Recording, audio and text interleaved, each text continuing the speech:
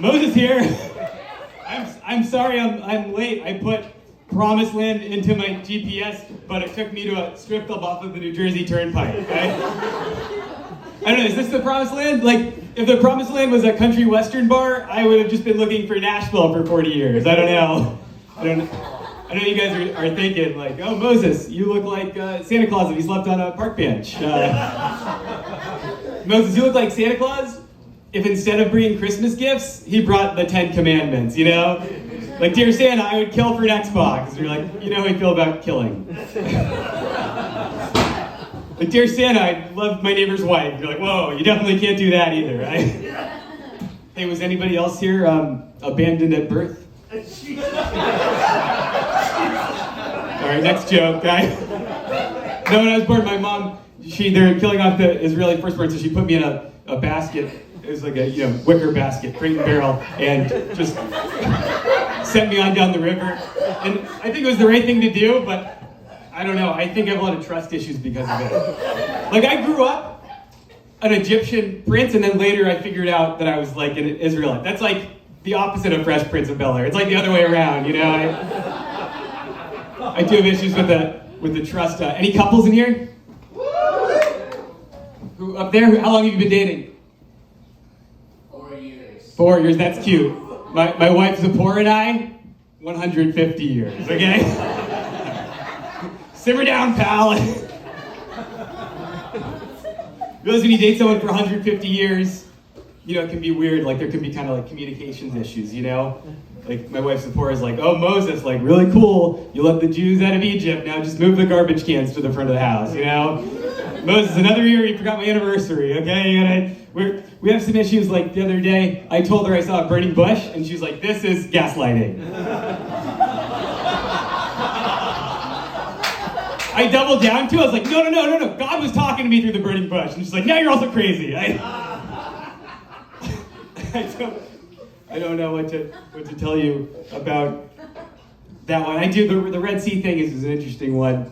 I parted it, which is like not very fun at parties. I was at a party the other night. Someone's like, hey Moses, you parted the Red Sea. Can you fix my toilet? And I was like, I'm not a plumber. And then another guy was like, can you build me a cabinet? And I'm like, that's from the New Testament. That's Jesus.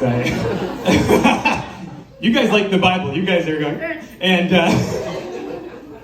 I'm a plague guy. I did the 10 plagues. Big plague guy. I think there's some downsides to being a plague guy. Like, when you're a plague guy, people ask you to do plagues. Like, one of my friends was like, hey, Moses, you're a plague guy. I went on a date with this guy. He ghosted me. Can you give him a plague? And I was like, I'm sorry he ghosted you, but I don't think I could kill his firstborn. That seems a little excessive. A lot of people have been like, can you do the plague for Kanye? He's been a little anti-Semitic lately. And I'm like, yeah, I got one for him. His plague is he has to listen to his last 3 albums.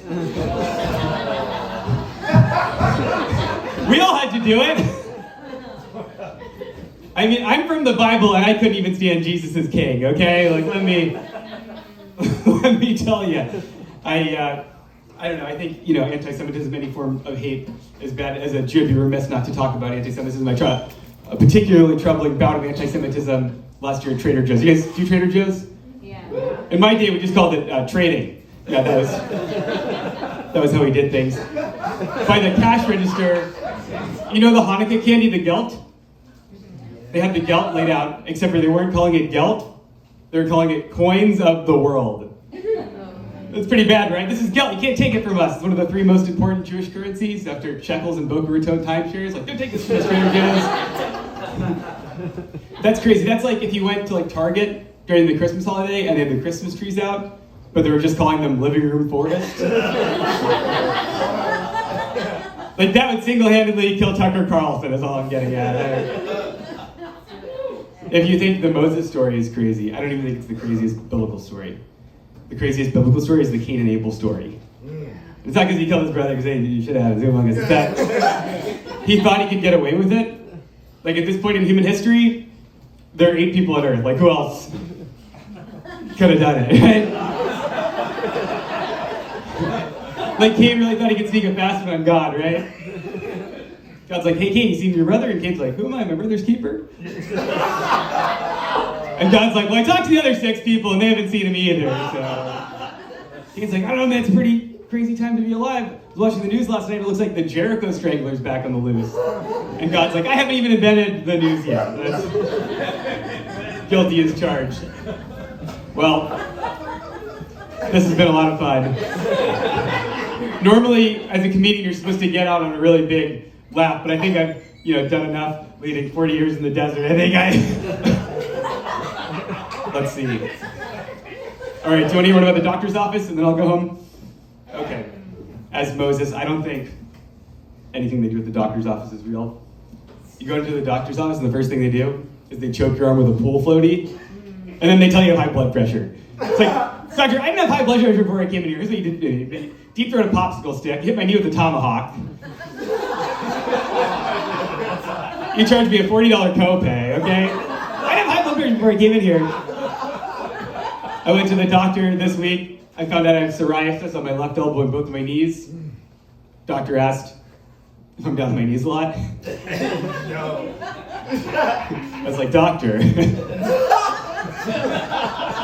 I don't know what sort of impression I'm giving off here. But I give all my blowjobs standing up.